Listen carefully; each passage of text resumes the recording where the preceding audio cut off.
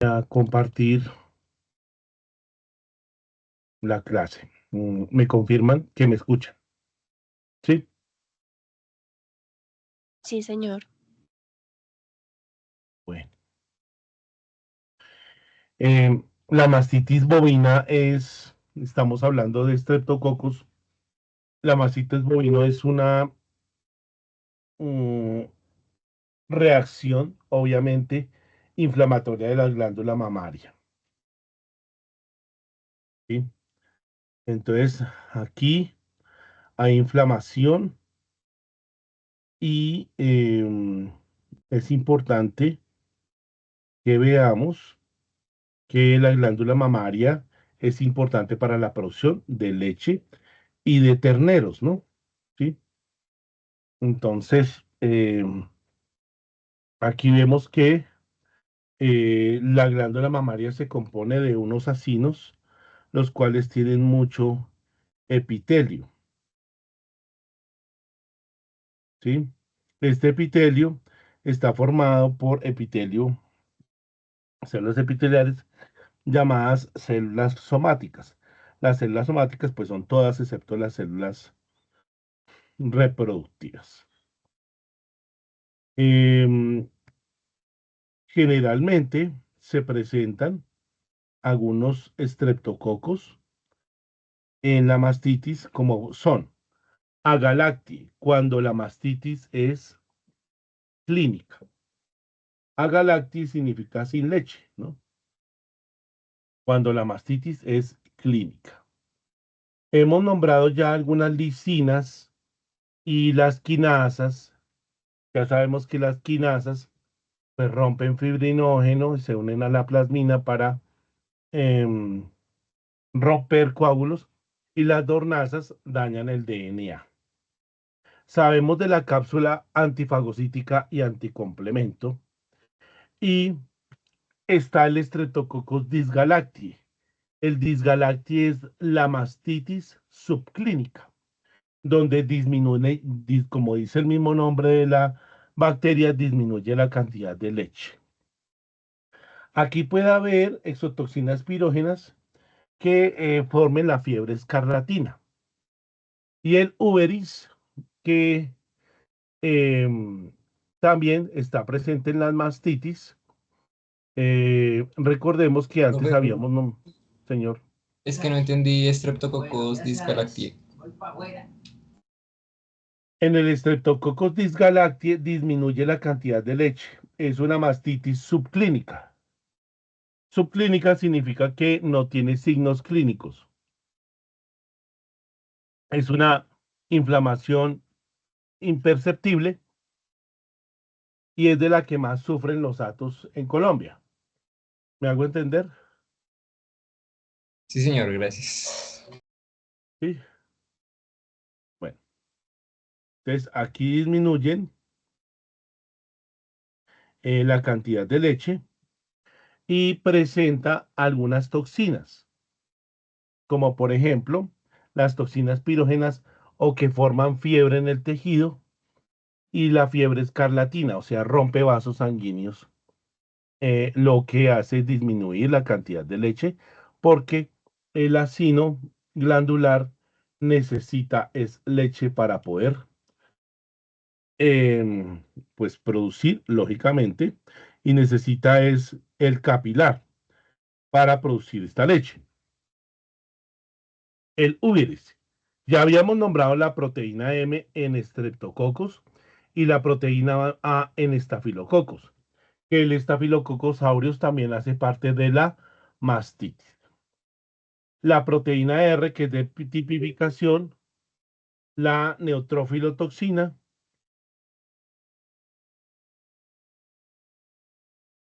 y las hialuronidasas y que pues rompen ácido hialurónico.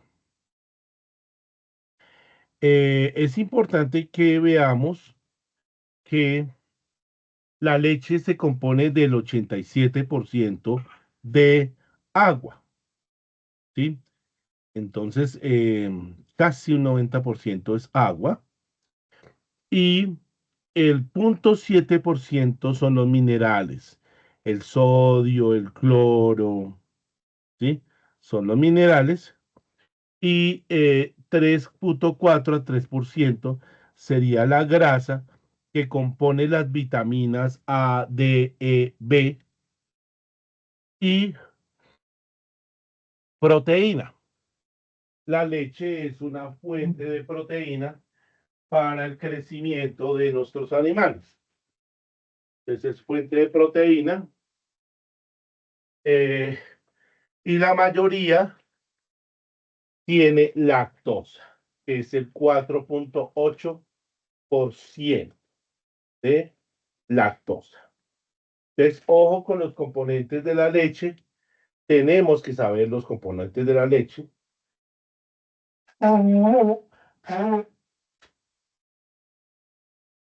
Entonces, ojo, ese 3,7 que serían las vitaminas, 3,4 la proteína, 4,8 la lactosa. Aquí vemos las vitaminas. El 3,7 que incluye la D, está la B, e inclusive está la E, ¿sí? Y acá vemos una composición por gramos por taza. Entonces vemos que hay azúcares también, colesterol, vitamina A, ¿sí? Calcio, sodio, potasio, ¿sí? Y vemos acá pintado un acinito glandular. Entonces, el acino tiene epitelios o células epiteliales y estas células epiteliales forman un lobulillo. Los lobulillos están conectados por conductos interlobulillares y los lobulillos varios forman un lóbulo. Los lóbulos están conectados por conductos interlobulares que llegan a la cisterna de la glándula, a la cisterna del pezón y al canal del pezón donde está la roseta de Furstenberg. La roseta de Furstenberg es un músculo en forma de esfínter que se abre o se cierra según se quiera, ¿sí?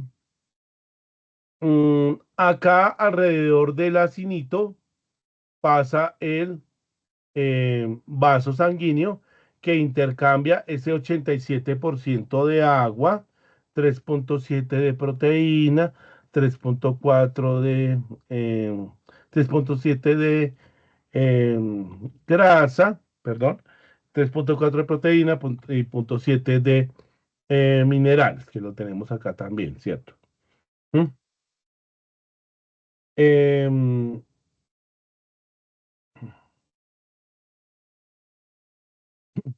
y vemos que está el Agalactie, Disgalactie, Uberis y está el Staphylococcus aureus. La glándula mamaria, en el caso la,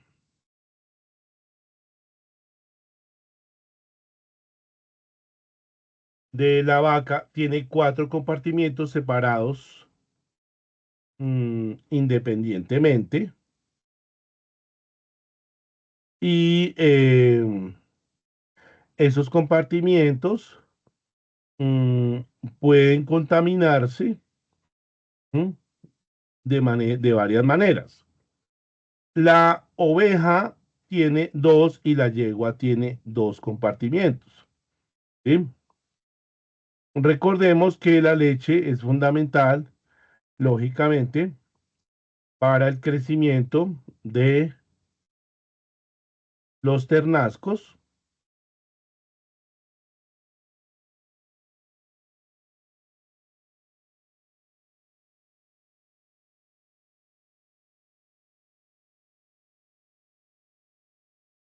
y vemos que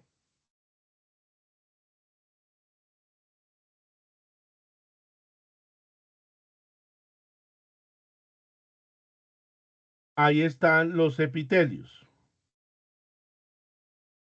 Entonces están los epitelios y las rosetas de Fostenberg. Una cosa importante es que las células epiteliales están rodeadas por un vaso sanguíneo. Si ustedes ven, son rincones.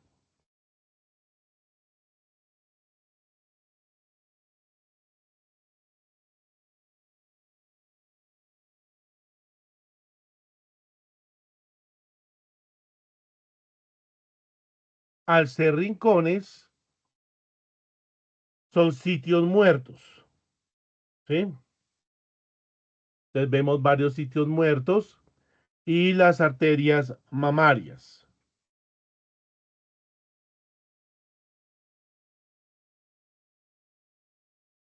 Entonces aquí vemos las diferentes aperturas de los conductos y vemos el alveolo que está rodeado de un capilar. La arteria mamaria es ancha y grande.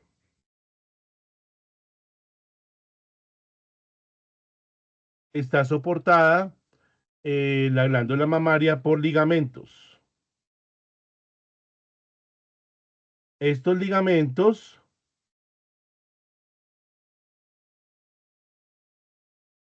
son anteriores y posteriores y mediales y determinan la eficiencia de la glándula mamaria en soporte. También la glándula mamaria posee orificios. En la vaca es un solo orificio, en la yegua dos, en la cerda dos o tres por pezón y en la perra de 6 a 20, lo que quiere decir que una perra se puede contaminar fácilmente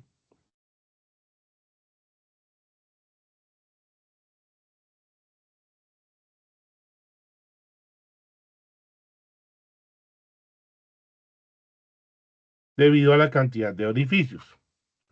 Acá vemos la separación de los cuartos.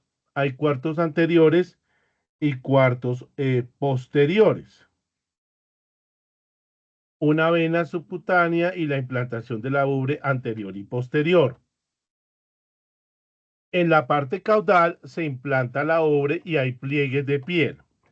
Estos pliegues son supremamente lisos, como si fuera un sanitario, lo que impide el agarre o la adhesión de bacterias.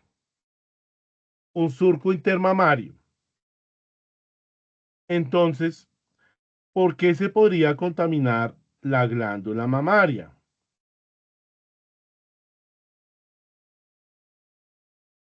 La glándula mamaria tiene factores físicos y genéticos, lo que le pueden llevar a la contaminación. También, pues nuestros factores microbiológicos que estamos estudiando en esta materia y el manejo. Ambientales también. Si vemos la posición de la glándula mamaria y su anatomía, su inserción debe ser fuerte, alta y fuerte, que es lo deseable. También los ligamentos suspensorios deben ser fuertes para soportar el peso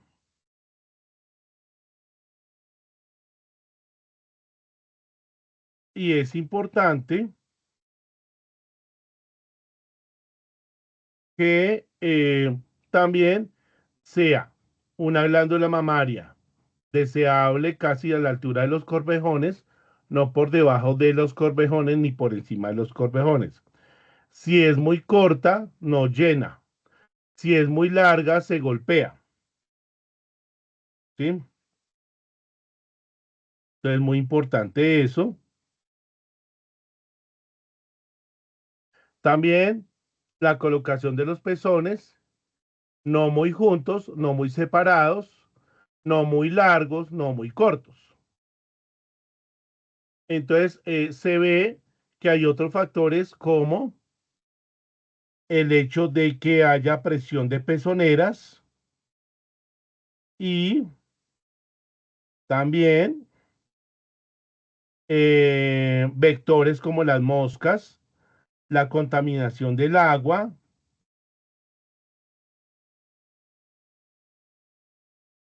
el manejo que le hacen los ordeñadores, el aseo, ¿sí? ¿Qué hacemos? ¿Ok? La higiene del ordeño, el hecho de que no haya estrés.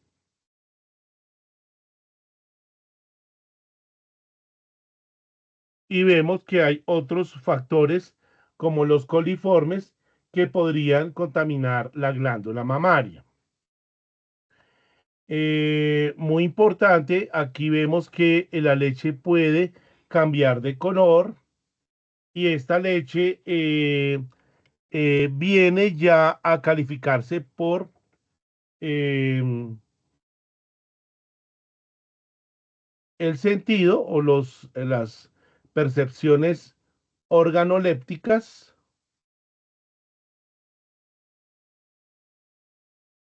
el olor, el sabor, ¿sí? El color, y vemos que pues esto puede postrar de dolor a una vaca, ¿sí?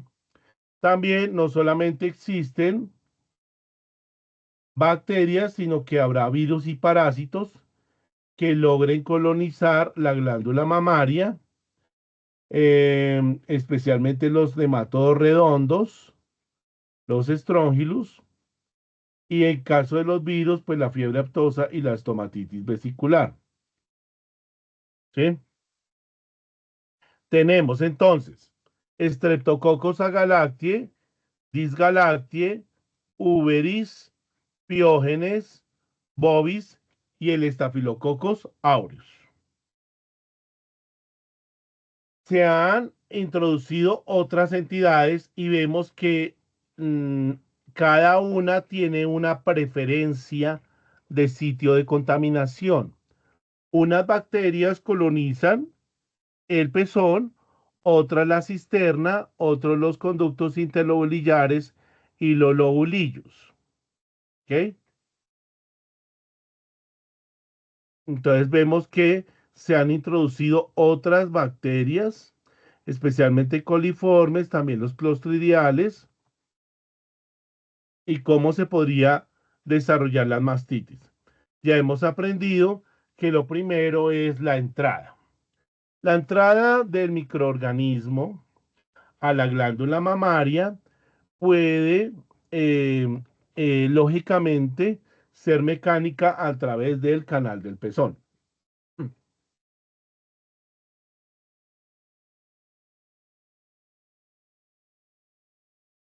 O también podría ser que la vaca tuviese problemas de tipo reproductivo, infecciones reproductivas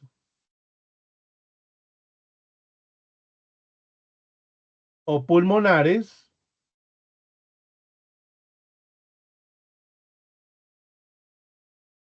o también infecciones de casco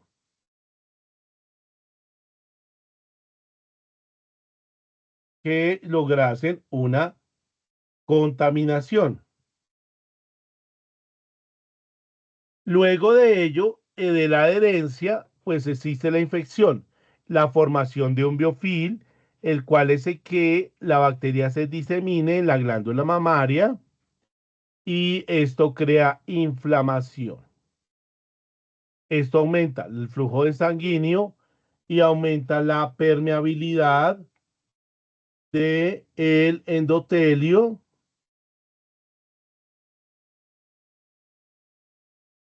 y pues puede llegar a ser la producción de leche, porque en la inflamación ya sabemos que hay calor, rubor, tumor, tumefacción y pérdida de la función. Entonces, las tres etapas generales del desarrollo de la mastitis serían invasión, infección e inflamación. Acá vemos los diferentes sitios que podría llegar a colonizar diferentes bacterias. No solo si o siempre es una, a veces es la concomitancia de dos o tres bacterias al mismo tiempo. Es necesario, chicos, hacer el cultivo y el antibiograma.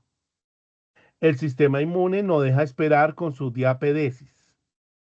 Si observamos, los macrófagos pasan al tejido a través de los capilares y empiezan a hacer la fagocitosis. Profe, una pregunta.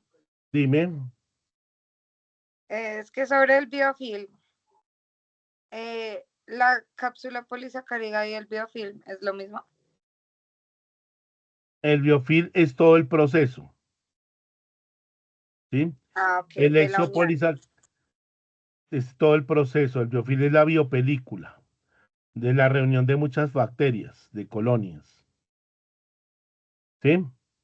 Y Ya, ya, ya. el exopolisacárido junto con la fibrina puede llegar a formar esa bolsita llamada cápsula. ¿Mm? O el endurecimiento. Si se forma granuloma, ¿no? ¿Sí? Si no, se queda en exopolisacárido. Digamos que el isopolisacárido endurece, ¿no? Ok, gracias, profe. ¿Sí?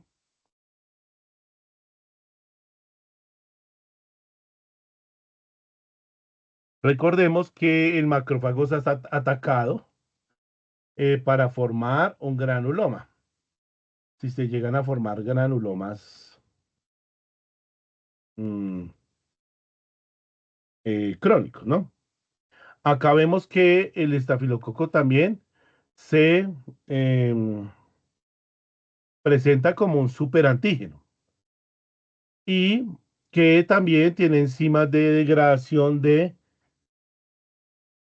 membranas celulares y la de patogenicidad, la formación de biofilm, la muerte de células y de hematíes y la muerte de monocitos y neutrófilos. Hay diferentes sitios o diferentes tipos de mastitis. Está la mastitis subclínica, que pues no tiene una percepción realmente de signos clínicos y que por lo tanto hay que detectarla y pues lo más común es detectarla de dos formas. Cuando, digamos acá, podríamos llevar aquí, se me ocurre,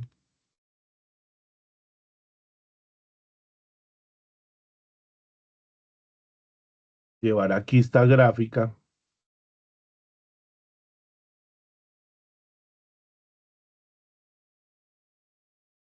Cuando hablamos de los tipos de mastitis.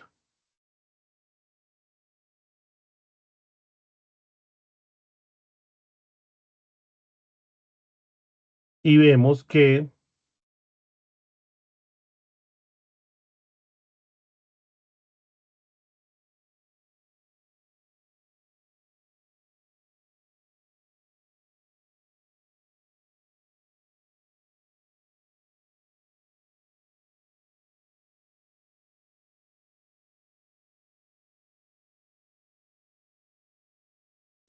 el acino tiene unas celulitas chiquitas, ¿sí? Ay, unas celulitas chiquitas. A ver cómo crecemos esto un poquito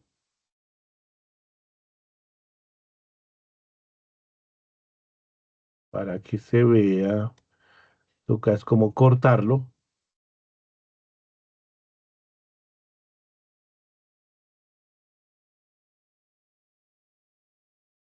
para que se vea mejor.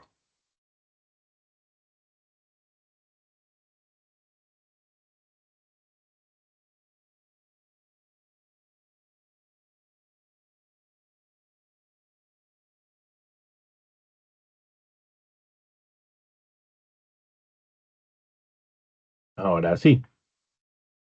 Entonces tiene unas células pequeñas y cuando la bacteria llega a atacar ese acinito, entonces va a romper a la célula y esto hace que el DNA caiga aquí y caiga a la leche. El DNA eh, reacciona con sulfonatos y pinta como con bromocresor púrpura, que es el componente del test de California. Sí. Al coagular, entonces, coagula y podemos detectar una mastitis subclínica. ¿Ok?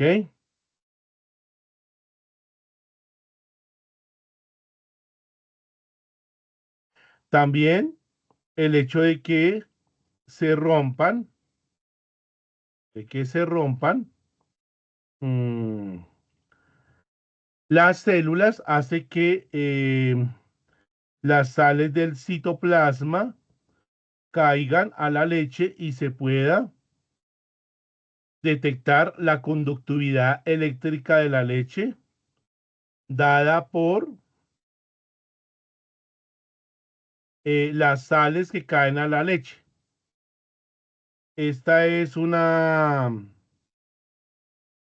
digamos, es una marca llamada Draminsky, pero hay varios detectores de conductividad o de resistencia eléctrica de la leche. También hay unicanal y hay monocanal y multicanal.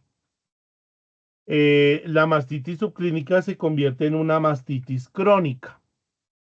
Entonces, la mastitis crónica con el tiempo, pues obviamente puede ser dolorosa o no, y puede tener la disminución, pues ya obvia de la producción lechera.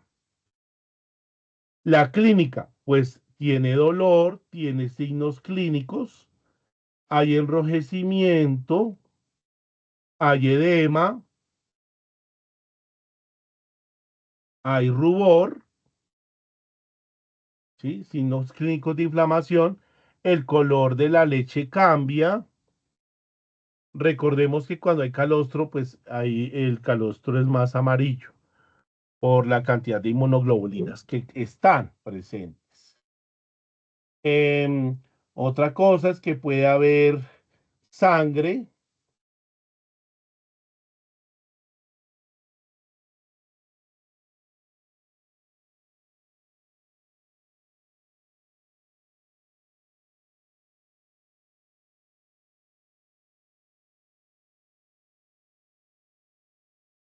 Y vemos también daño de piel.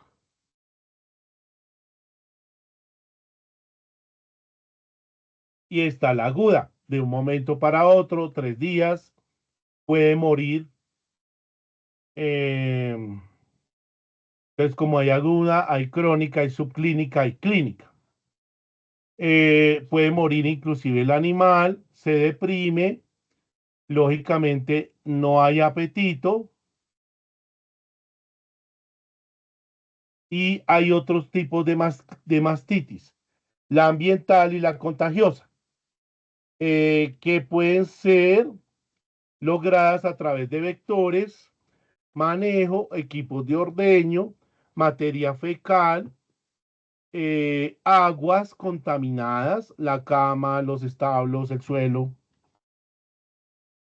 Entonces, esto lleva a un momento de inmunosupresión, letargo, Profe, qué leche, pena. señor, Una es ambiental y la otra, ¿cuál es? contagiosa.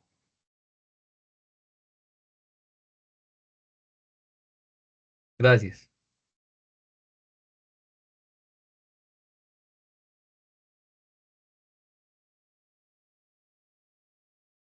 Listo. ¿Sí?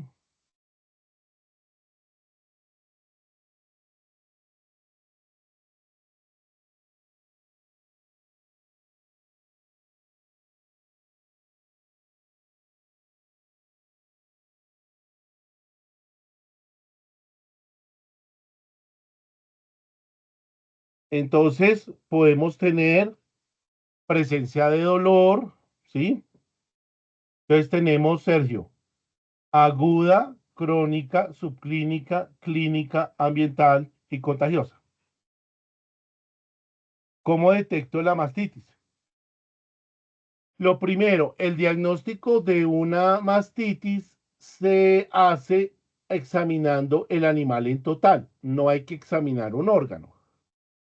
Entonces, se ve la temperatura, se palpa el animal, se ve los movimientos, se escuchan los movimientos rominales, que no haya problemas respiratorios. Mm, y ya, pues en la glándula mamaria, lo primero que vemos es el sedazo. El sedazo o el recipiente negro. En el recipiente negro no debe haber grumos, no debe haber presencia de sangre ni cosas raras en la leche. Nos vamos al test de California y tampoco debe haber coagulación. Recordemos que el sulfonato reacciona con el bromocresol púrpura y el DNA de las células que se rompieron.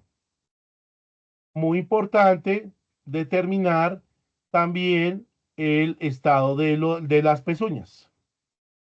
Entonces aquí vemos la escudilla sobre el ordeño con coágulos o el sedazo negro también se puede, ¿sí? Algunos colocan el algómetro digital.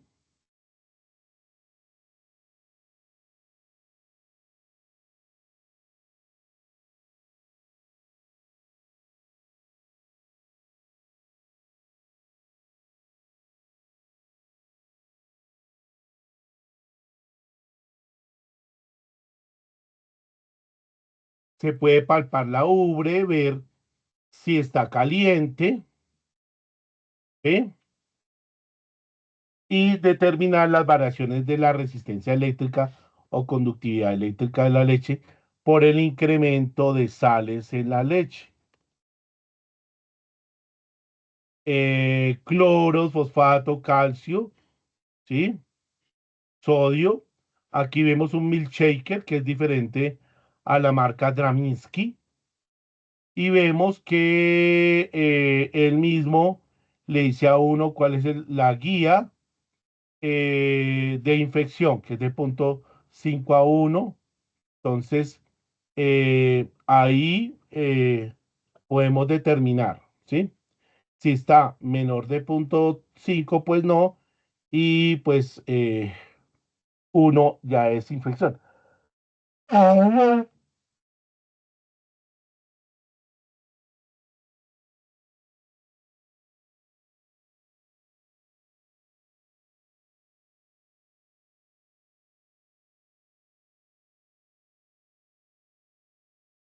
Puedo colocar el detector en los tanques de leche, ¿sí? Y Profe, aquí tenemos ese detector, ¿cómo trabaja? con conductividad eléctrica. Las sales emiten una conductividad. Recordemos que las sales son electrones, ¿no? Son átomos y tienen electrones, ¿sí? Y esos conducen electricidad, lo que lo detecta este aparato. ¿Me hago entender? Sí, señor. También, o lo más barato, es el reactivo de California, ¿m? Que son sulfonatos. em, entonces es una sustancia que reacciona con el DNA celular y tiene un bromocresor púrpura para poderlo observar. Si vemos en la parte inferior, pues hay coagulación, ¿sí?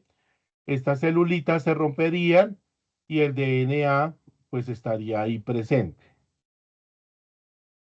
Que ustedes ya han hecho California, ¿no?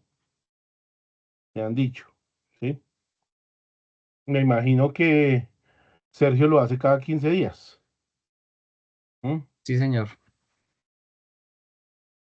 Y vemos que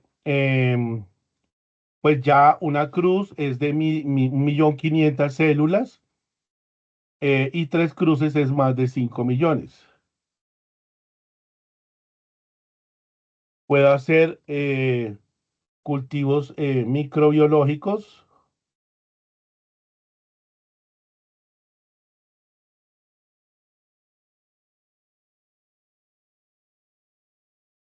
y antibiograma. Y también es importante hacer la prueba del eclipse. Muchas veces cuando tenemos mastitis no le colocamos la suficiente dosis al antibiótico que vamos a colocar. Entonces, se elige un antibiótico y este antibiótico se coloca en una tira, la cual me da un parámetro métrico. Por ejemplo, si yo escojo 64, en la tabla me puede decir, pues, esto es 25 miligramos por kilogramo de peso, por decir un ejemplo. ¿Sí? Se puede hacer eh,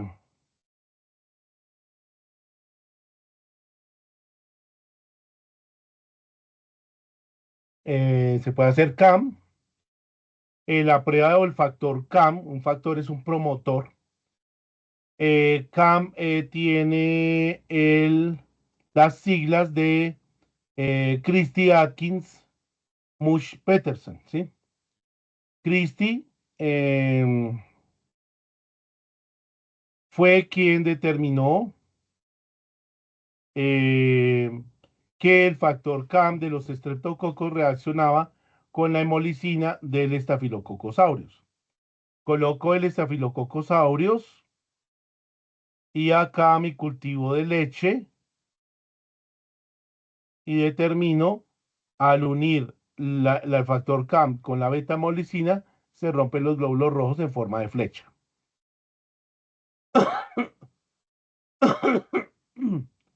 Debido al comportamiento de beta-hemolítico del estreptococo.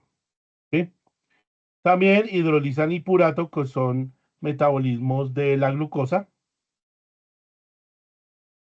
Entonces yo puedo hacer varias pruebas bioquímicas.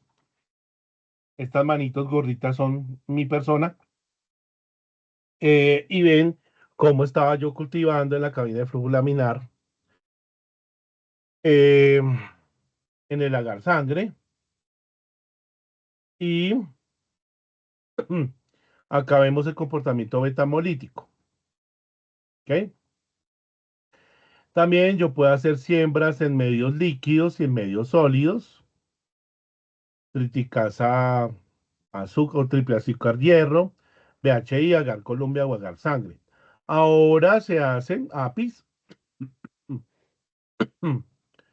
y se hacen otras cosas para poder hacer bioquímicas. En mi tiempo, hace como 30 años, cuando era más pequeño, se hacían estas pruebas bioquímicas en tubo. Ahora ya no se hacen así. Se siembran 100 microlitros de el cultivo en líquido y mm, en una escala de McFarland y vemos que el comportamiento es tener el número donde fermenta. Entonces el 0, por ejemplo, el 24, el 25, y uno lo coloca en el computador y ella le dice cuál bacteria es. Generalmente, mire cómo hemos usado la streptomicina, que es un aminoglucósido, y de la amoxicilina, que es un beta-lactámico.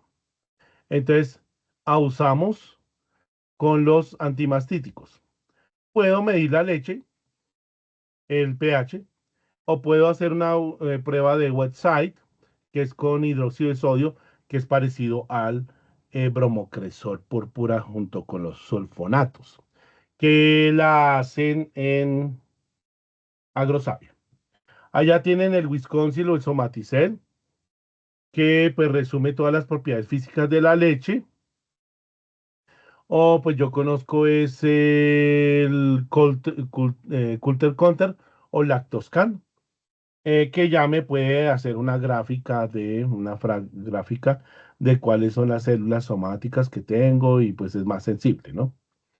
¿Mm? Tratamiento. Ojo, lo primero es el manejo, ¿no?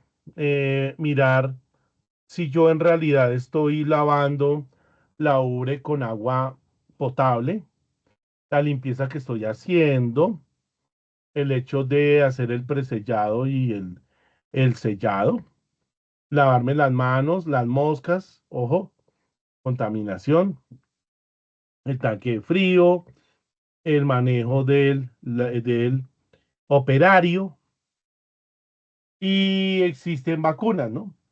Generalmente contra los estreptococos, aureus, uveris, piógenes, disgalactiae, ¿sí? Los canabacterias también. Entonces existen vacunas, no sé si Sergio las conozca. No, señor.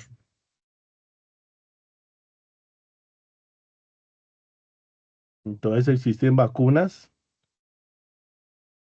mm, que pues colaboran, ¿no? Ayudan mucho. Profe, Y una por... pregunta. ¿Esas Señor. vacunas dentro de un ciclo, un esquema, con qué frecuencia se podrían aplicar?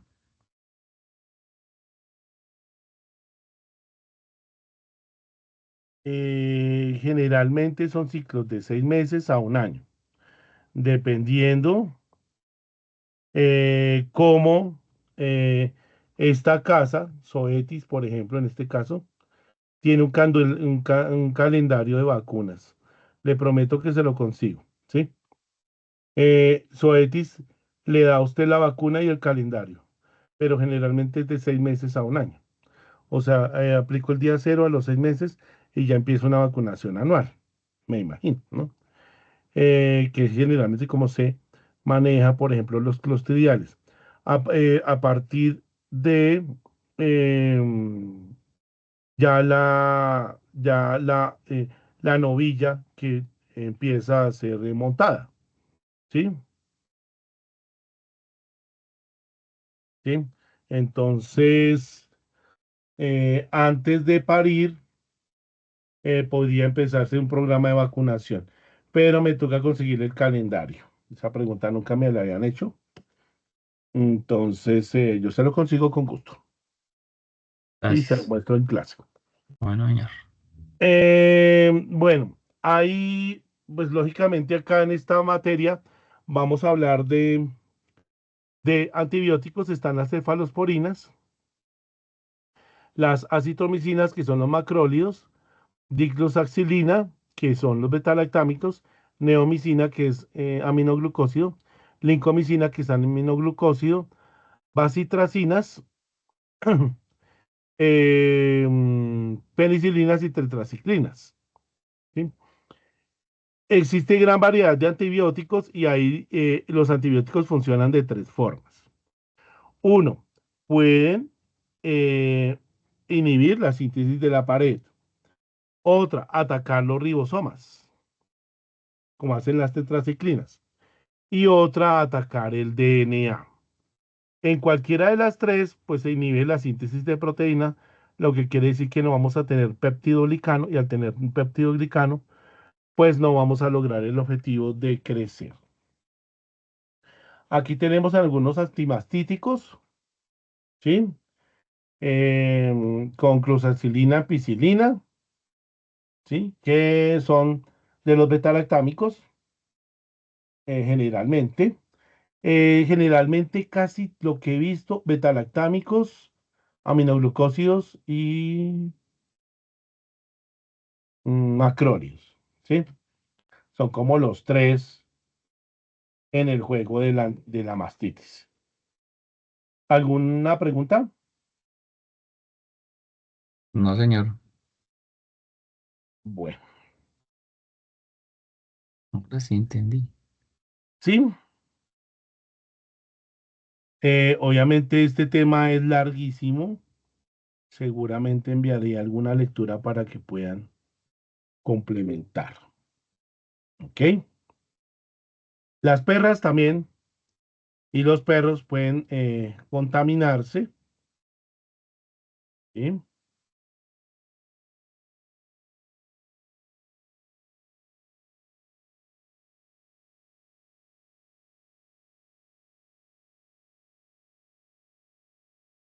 ¿Sí? Entonces, en las mordidas, perros que tengan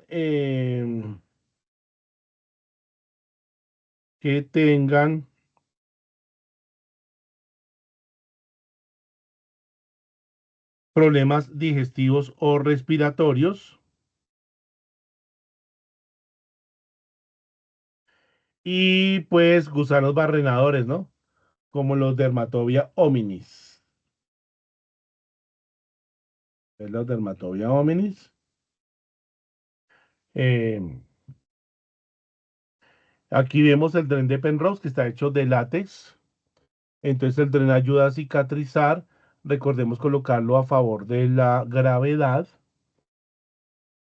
Y los ancilostomas que penetran a través de lo percutáneo haciendo los collarines epidérmicos.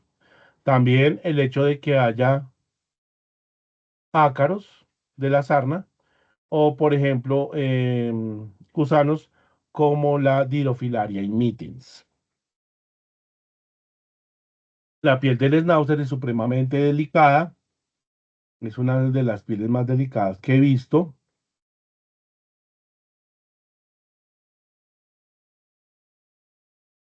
Profe, una pregunta, ¿la acción de esos ácaros, cómo afectaría en ese caso? O sea, puntualmente también es mastitis. No, ahí no sería mastitis, ahí sería dermatitis. Mastitis puede dar en perras, sí, mírala acá, ¿sí? Porque tienen 6 a 20 orificios en cada teta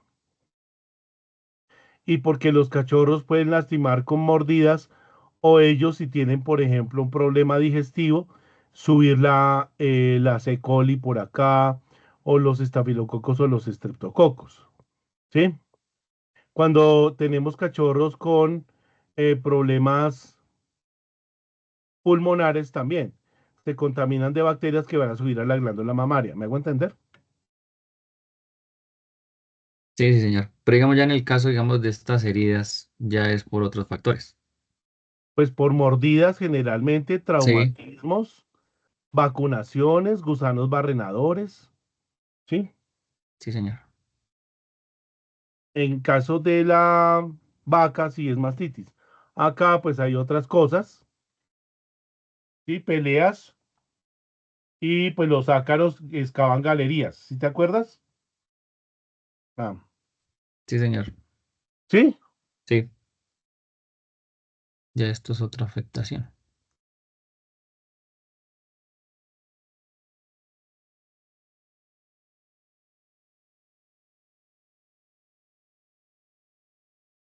Mm,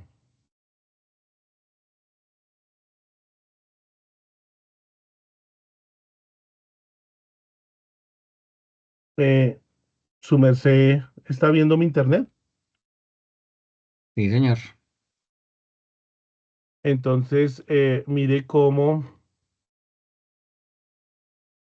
en este caso el ácaro excava la galería en la epidermis y eso permite la entrada em, de pues la entrada de los microorganismos, ¿sí? Lo que produciría la sarna, mm, tipo esto, lo que llevaría a pues una contaminación por estafilococos, ¿sí? Ahí se aprovecharía el estafilococos que está en la superficie de la piel y entraría aquí, ¿sí? Produciendo inflamación.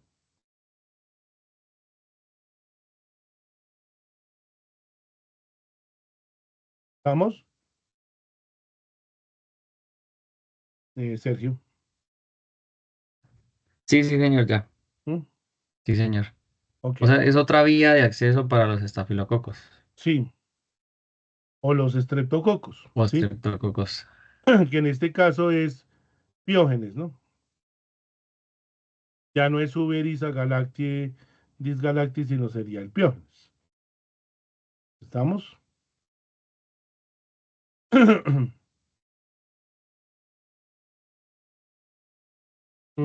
Vemos también la entrada de los ancilostomas. No sé si recuerda los ancilostomas. Venga, los miramos.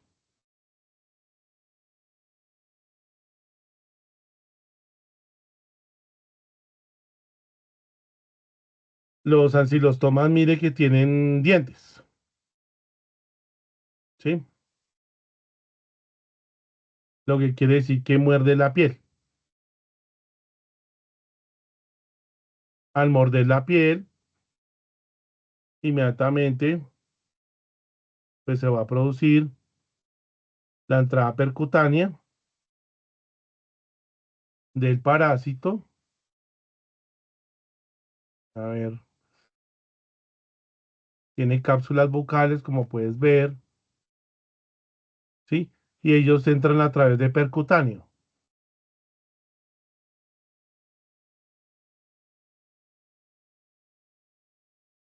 Aquí lo vemos, ¿sí? De manera percutánea, lo que lleva a la contaminación.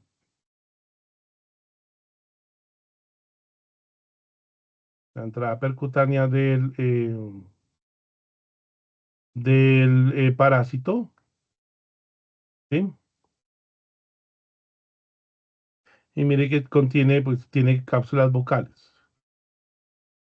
Entonces, los ancilostomas pueden llegar a esta contaminación. Acá hay piel escaldada y collarines epidémicos. La separación de una célula entre otra por sus cadeninas conexinas. Y por supuesto, aparecerán las figuras de fagocitosis.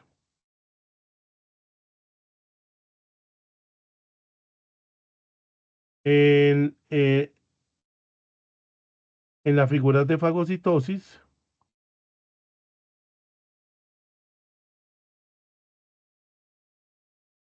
vemos que el neutrófilo está fagocitando bacterias.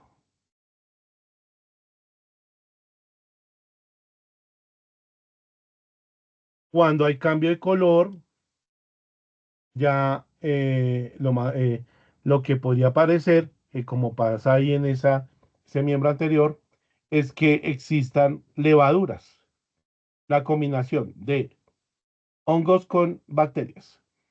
La levadura, como la Malassezia pachydermatis, hace cambiar el color del pelo. En gatos o en perros, inyecciones mal puestas, vacunaciones. Recordemos que las vacunaciones en gatos las vamos a hacer en extremidades por sarcoma, y el hecho de que no colocamos alcohol, ¿no? ¿Sí? ¿Estamos? ¿Alguna pregunta?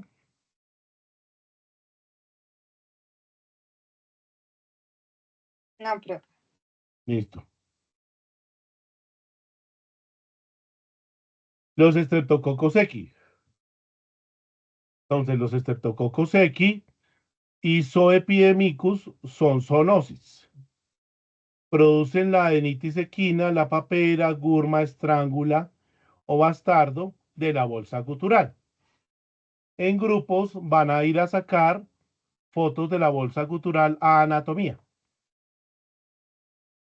Y que no queden oscuras, entonces sacan la cabeza para afuera para que haya claridad en la foto. Le señalan la bolsa gutural, ¿sí? Y los gangos retrofaringeos y submandibulares. Y me van a explicar para qué sirve la bolsa gutural, ¿sí? Que es la ampliación de la trompa de Eustaquio. Qué implicaciones tiene en el relincho y en el sistema inmune, y por qué se puede contaminar en una hojita o dos hojitas con la foto, ¿no? ¿Estamos? En grupo. Profe, ¿puedes repetir la bolsa gutural? ¿Para qué sirve? Lo del relincho y qué más. ¿Qué implicaciones tiene en el sistema inmune?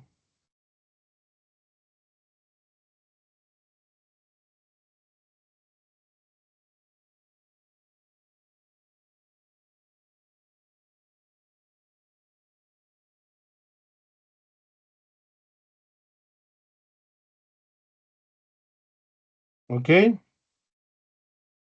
Esa tarea es para el viernes. ¿De a Es la cuánto? bolsa gutural. ¿Sí? Entonces sacan, ¿de a cuántos? De a 4 personas. Gracias. Los Listo, grupos profe. que vienen trabajando, ¿no? Van a anatomía y me señalan la bolsa gutural. ¿Dónde está? ¿Qué situación anatómica tiene? Que obviamente pues ahí están viendo, ¿no? ¿Sí? Sacan unas buenas fotos, un señalamiento muy profesional, ojalá con un señalador o una regla, algo bonito, para poderla colocar acá en las diapositivas, ¿sí? ¿Sí? Y después les voy a pedir esa foto al grupo. El estreptococos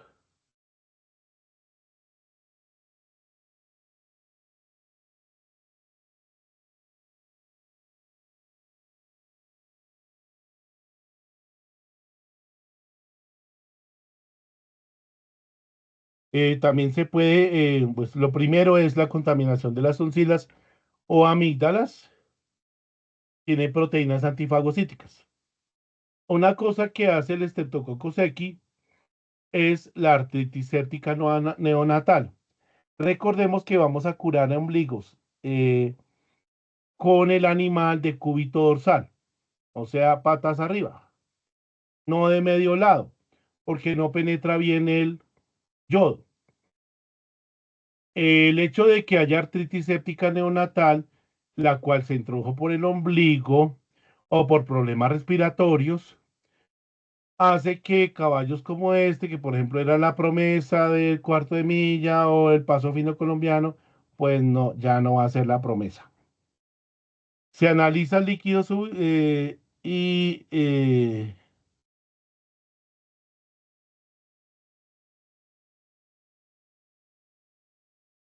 el líquido sinovial, ¿ok?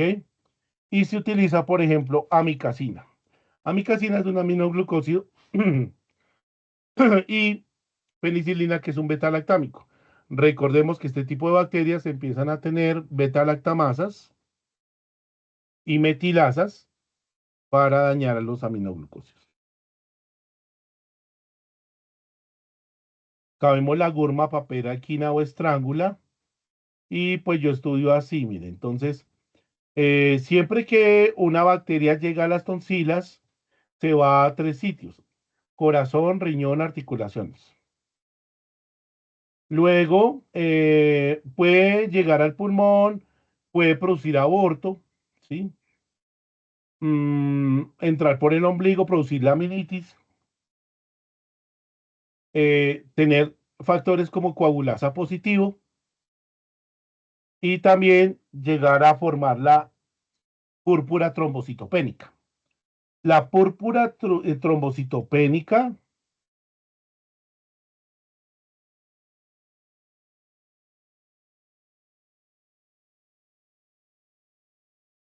es una hipersensibilidad tipo 3. En la hipersensibilidad tipo 3, que es esta misma, es en capilares. ¿Qué pasa? Entonces, acá vemos el Streptococcus equi, o también el Zoepidemicus. En el Streptococcus equi podemos observar que la inmunoglobulina G va a reconocer al estreptococo dentro del capilar y se va a desatar el complemento. Ustedes ya saben que el complemento es una proteína que abre agujeros en los antígenos y por ende también en los capilares. Rompe los capilares. Por otro lado, los neutrófilos podrían reconocer la porción Fc de las inmunoglobulinas y desatar una salida de gránulos que pueden romper el tejido. ¿Estamos? ¿Me hice entender? Sí, sí, señor. ¿Sí? Es diferente la hipersensibilidad tipo 2 que ocurre aquí en la artritis séptica neonatal, donde se crea el factor reumatoide, a la hipersensibilidad tipo 3 que ocurre en la púrpura trombocitopénica. Entonces aquí vemos el aborto. Generalmente cuando se crea un biofilm bacteriano, ¿sí? Recuérdenme en la siguiente clase explicarles el aborto. El corión no se puede unir a la placenta y se desprende por vasculitis. Entonces, acá vemos cómo se lava una articulación con pues elementos yodados y antibiótico y vemos que también hay otros animales que podrían ser afectados como por ejemplo los cerdos. El caballo posee un casco, el cual posee un borde coronario, la pared, las pinzas, los hombros, las cuartas partes y los talones. Hay tres enfermedades principales del casco. La enfermedad de línea blanca, que ocurre en la unión dermoepidérmica, ¿sí? En la unión dermoepidérmica. Esta unión dermoepidérmica es donde se colocan los clavos, ¿sí? De las cerraduras. En el segundo de los abscesos subsolares que ocurren por puntillas, vidrios, etcétera. Y el tercero, que crean un hematoma y entonces entran los estreptococos o los estafilococos. Profe, ¿me recuerda la enfermedad de línea qué? De línea blanca, la segunda es los abscesos subsolares y la tercera es la podofilitis séptica que ocurre en los surcos paracuneales, las barras de la ranilla y los talones, ¿no?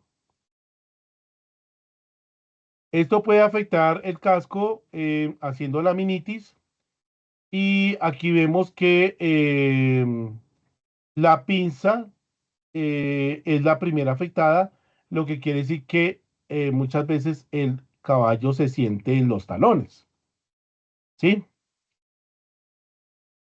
Vemos que se puede inflamar. Acá, no sé si ven, este sería el corión laminar, ¿sí? En el corión laminar es supremamente irrigado, irrigado, irrigado, irrigado, irrigado. Esto se puede inflamar, ¿sí? Entonces aquí vemos que se inflama, se desplaza y al desplazarse, pues pinza la suela. Este sería el corión laminar, que es supremamente irrigado. Hay corión coronario, corión laminar, corión de la ranilla y corión de la suela.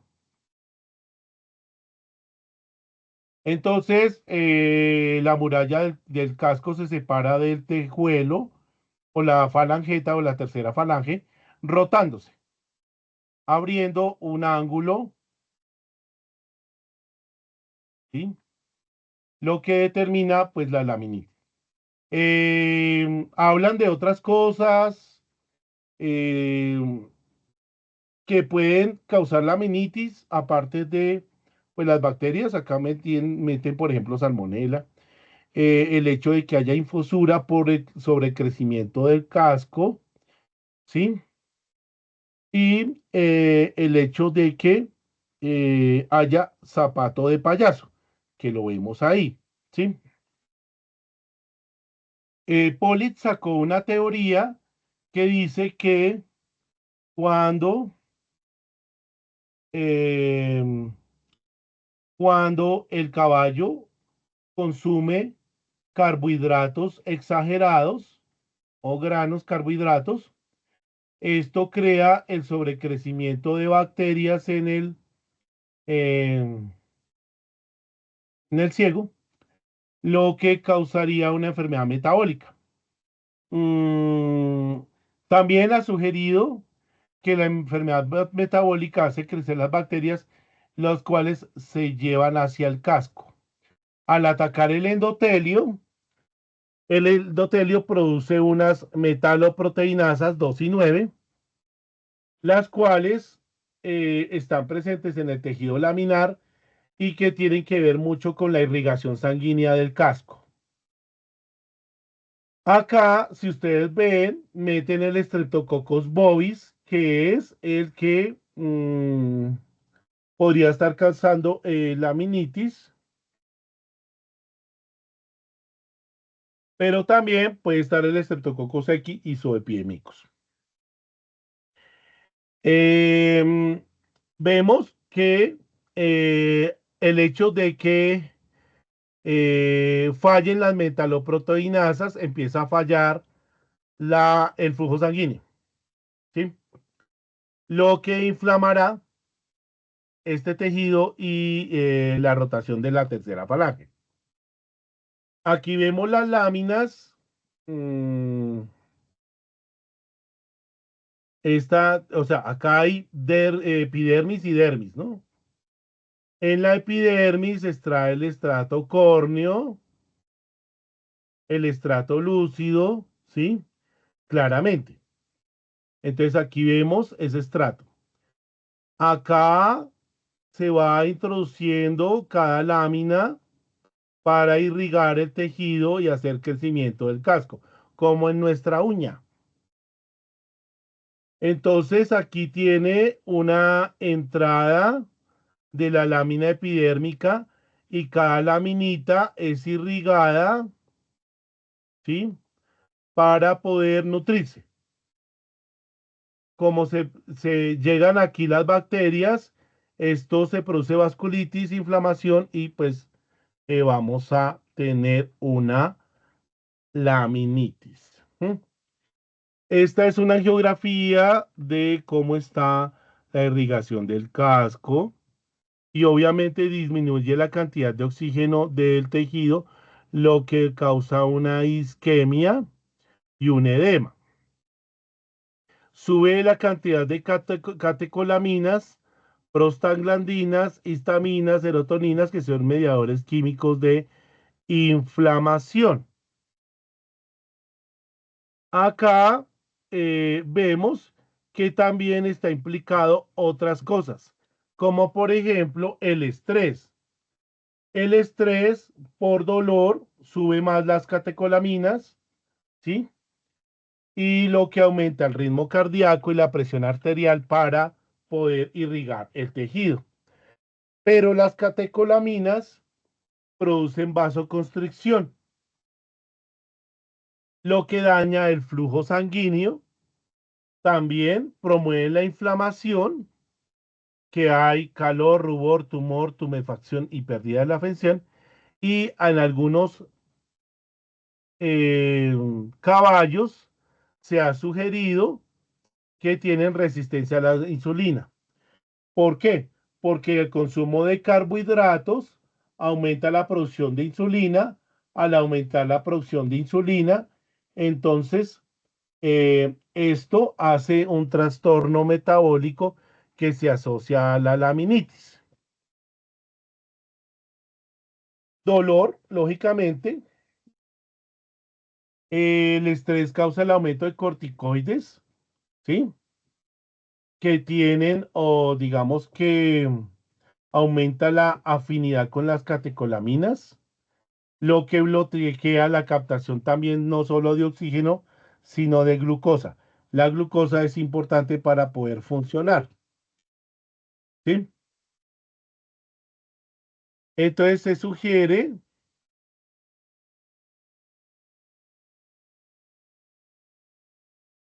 que se aumenta obviamente el sistema renina-angiotensina-aldosterona, hay vasoconstricción e isquemia, como vemos aquí.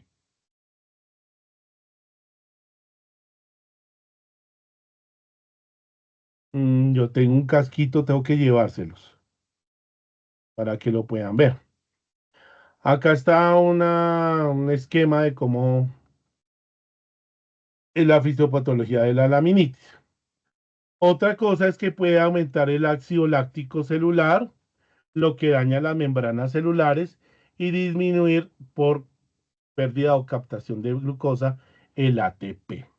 Se acumula calcio en el citosol, eso hace que se aumenten las enzimas degradativas y daño a nivel de la unión dermoepidérmica, ¿sí? Entonces así es como se irriga el casco, ¿sí?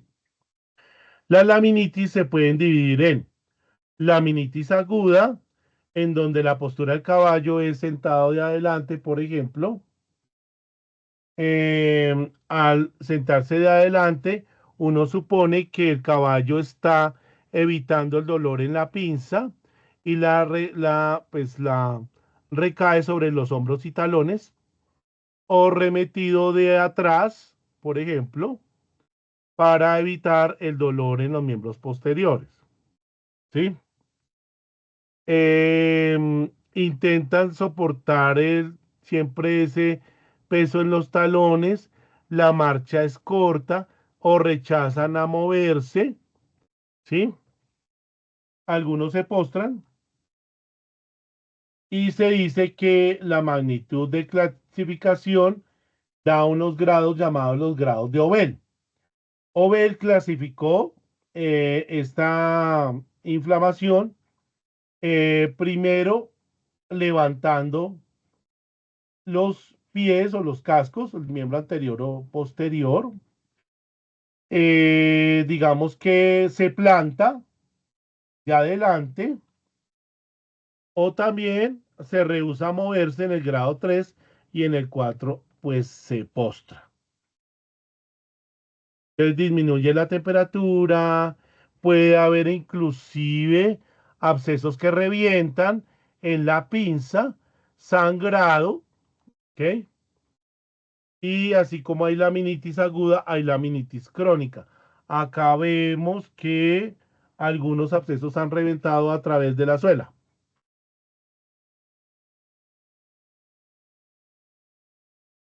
La suela se puede volver plana.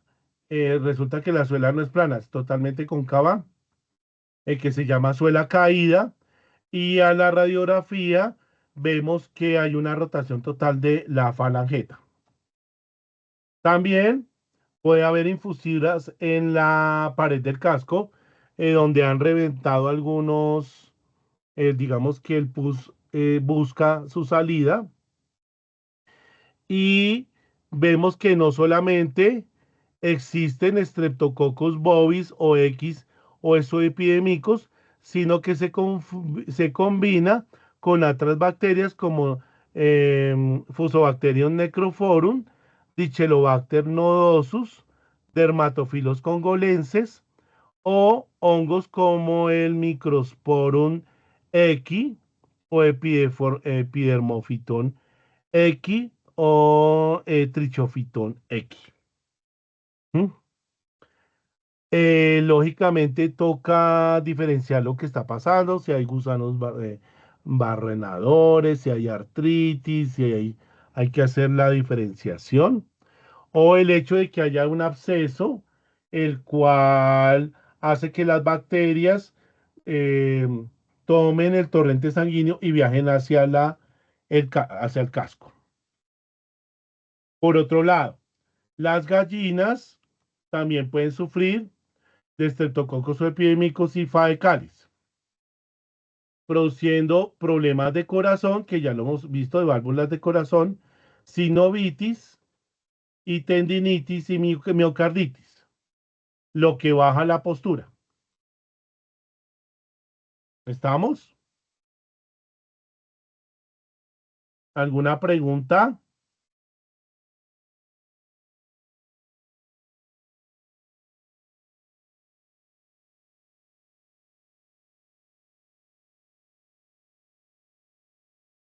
Profe, ¿podría Bueno, repetir el trabajo para el viernes para que quede claro, por favor? bueno, se toma una fotografía de la bolsa gutural, ¿sí? Y van a indicar el funcionamiento de la bolsa gutural, su implicación en el relincho, una cosa bien bonita, bien señalada, fotografías claras entre 4.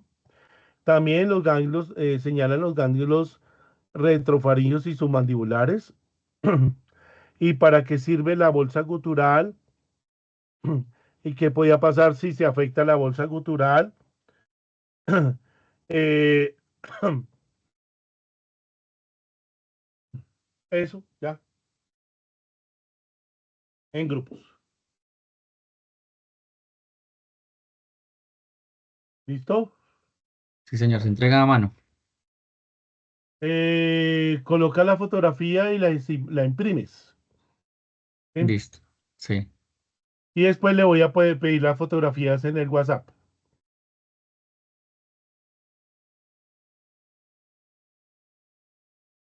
¿Ok?